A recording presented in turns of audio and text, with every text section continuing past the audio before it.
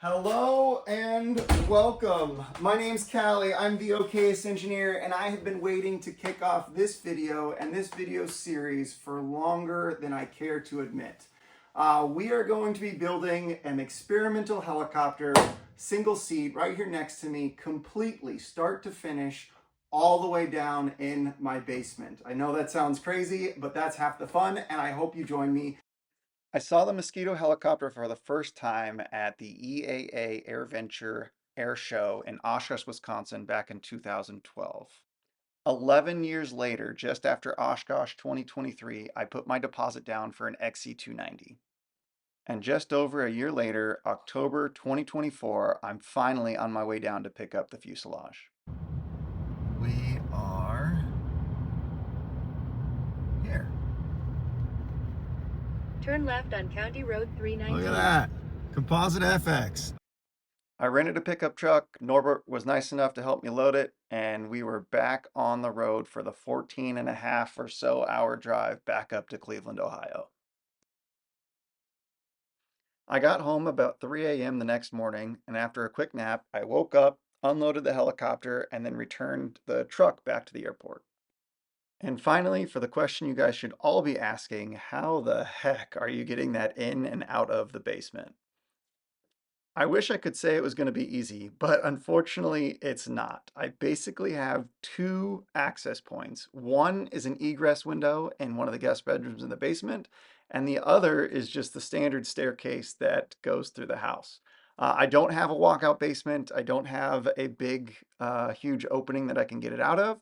So long story short, we're going to build the entire thing in the basement. And worst case scenario, we have to break it back down into a couple pieces in order to get it back out of the basement. So why would I do this? Well, I live in the north. It's extremely cold in the winter and gets pretty warm in the summer. And fortunately for me, the basement stays pretty much temperature controlled year round.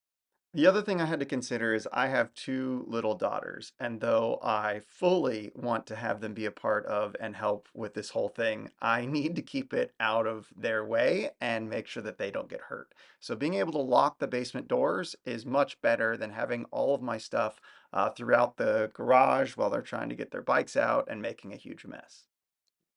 And finally, all you parents out there know that the only time you get to yourself is after the kids have gone to bed.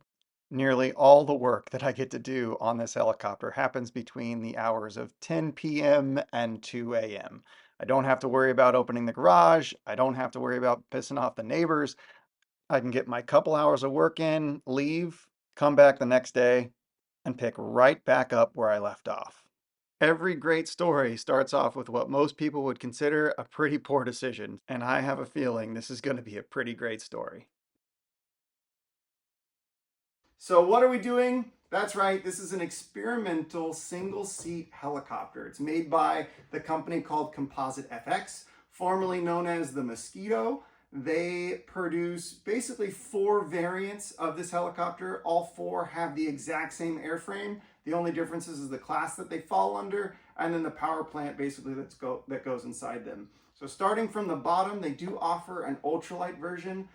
You do not need registration. Technically, you don't need a pilot's license, though I would never suggest anyone try to fly a helicopter without any training. That is basically a death wish. But they do produce an ultralight version. You can get that with a smaller engine. It requires floats, so it can fit under a slightly higher weight limit that those floats give that class.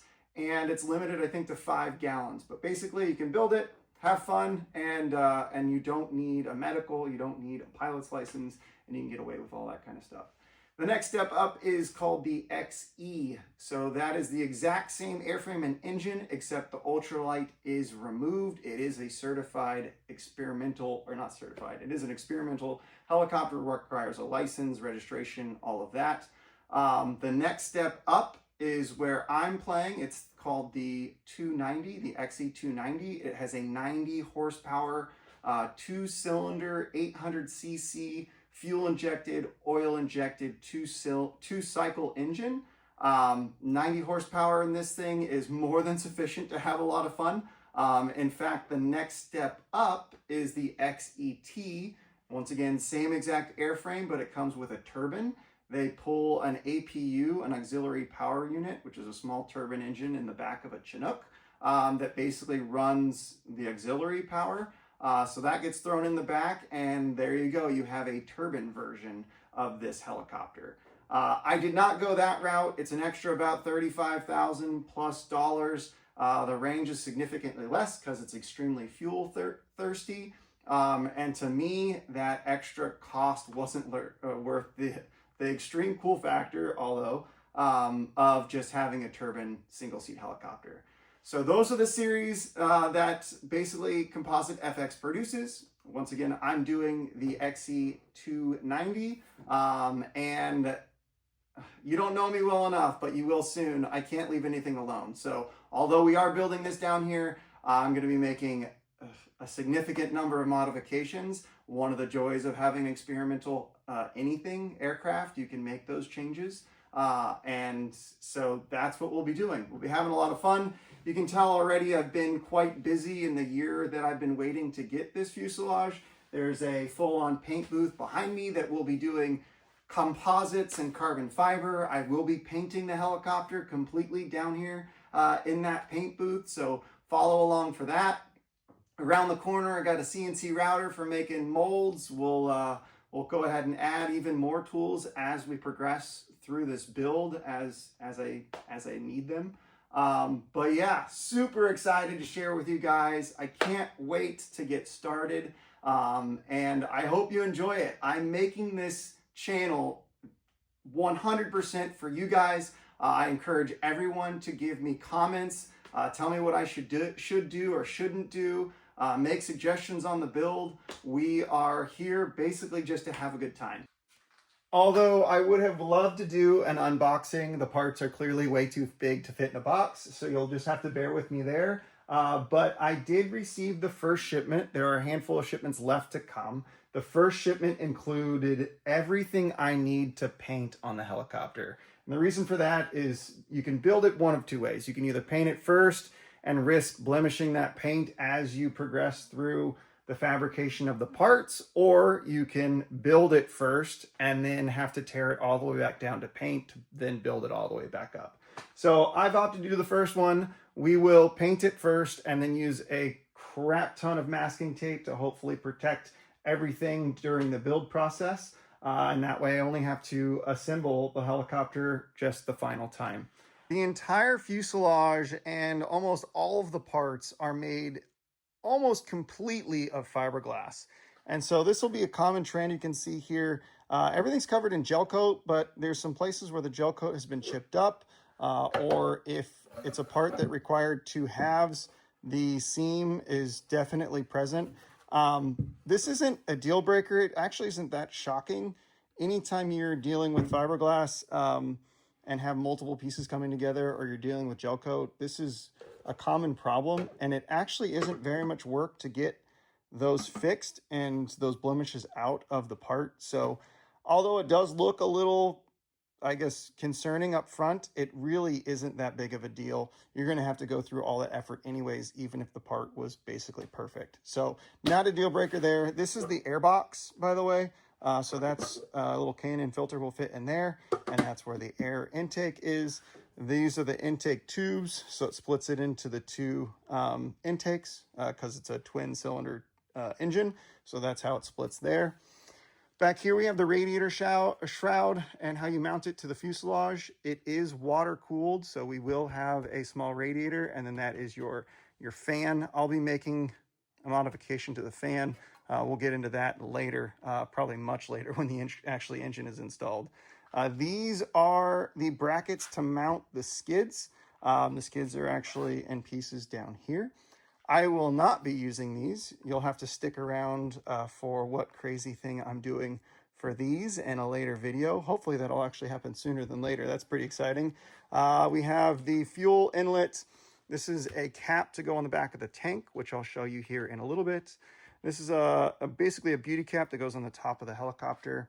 The actual steel parts that connect the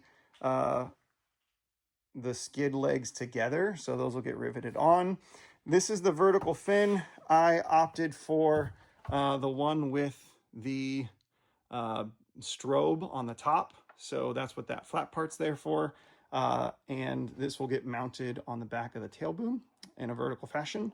This is a little stinger that will go into the hole here, basically to protect the tail rotor from striking the ground if it ever gets that close. Hopefully not. This is a part where the push rod for the tail rotor controls come out of the back of the boom. So that'll have to get painted. I did opt for the larger fuel tank. Don't quote me on this. I think it's 12 gallons. I think I might be wrong. But basically, this goes underneath the helicopter, and it gives me a second tank, more capacity. So I should get about 3.5 hours of flight time, which should get me plenty far. And then this is the dash. Although it's perfectly good in most circumstances, I have aspirations to do something different. So this might be chopped up and used as a starting point for a possibly bigger and better dash. So that should be fun. Stick around for that. They do give you a seat. Spoiler alert, we're not using that seat either. You'll see a small glimpse as to what we will be doing and a hint at a future video. And then they vacuum pack all the components that you're going to need, even down to your Loctite and then an oddly long drill that you probably don't have. So they've really thought this through, and they give you basically everything you need to complete the kit, minus a handful just small things, or in my case, the things that I want to change. Fuselage, similar story here. So it's in pretty good shape, actually. The gel coat on the actual fuselage is really nice. There's not very many blemishes at all, actually, on that part. Up here is where the mast, the main shaft comes through. That's one of the only metal parts on here, and it gets secured with like 8 bolts to make sure that doesn't get ripped out.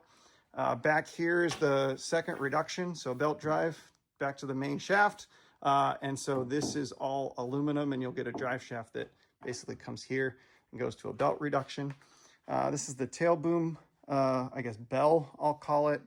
The boom, similar story. You get some blemishes in the gel coat. I think it's called alligatoring. This is just temporarily sitting here with my cool string. I wanted to see what it was going to look like.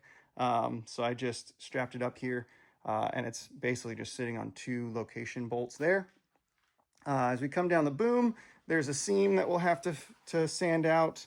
This is for a horizontal stabilizer, which I did not go for. I might end up using this existing location for a mount for a trailer or something for transport. The tail rotor gearbox mounts back here, a shaft that goes all the way down the tail boom. This is where that vertical fin mounts to, so we'll have to make that look pretty and paint that as well. And then over here, you can see down in there, that's the gas tank. That's where that little disc we saw just earlier, that'll close that off. It's open right now because we have to do some stuff. And then if there wasn't access, you couldn't get any debris or anything outside of that tank. So it's really nice that that's there. Up here, they actually do some machining into the fiberglass. So that's a precision piece for that reduction pulley. And so that gets thrown on a CNC somehow. I didn't actually see how they do that, but pretty cool to see that they hold some tight tolerances here in the fiberglass. And then obviously all these little rivets holding that bell on. It's basically just to hold it while there's a lot of glue bonding agent that they use for this helicopter. I believe most of those rivets are actually irrelevant once that bond or once that glue dries. But you can see that everywhere. You can see that there's a lip here that will have to get sanded down. I'm going to do a whole lot with the back of this helicopter, so you won't see any of this anyways. That's going to be a fun and huge project. Probably take a lot of time, but that's going to be exciting. Stick around for that. And then just for fun, the inside. So that all gets cut out. I do have a windshield, but you don't want to cut that out until it's painted and you've done most of your assembly so that you keep the rigidity of the part in there. And then the super fun part, here's kind of a sneak peek. So this is the carbon seat that I've already made while we were waiting. So there will be a full build series on this seat. I think it's like 4 videos long. That was a fun one. I learned a lot. So you guys will see all those trials and tribulations and eventually get a pretty cool part. So those are all the components that I've got in the kit. We're going to, before we paint, make a handful of modifications. Thanks for hanging out. I hope you guys are as excited about this build as I am. I can't wait to keep the content coming. I've already got a handful of videos in queue. They should be uploaded to YouTube once a week. There's even more content over on Instagram and Facebook at the Okayest Engineer there. Let this be just an inspiration to go do something crazy. Don't let any idea be too big. Chase it. Go build something cool. Never stop learning, and we'll see you on the next one.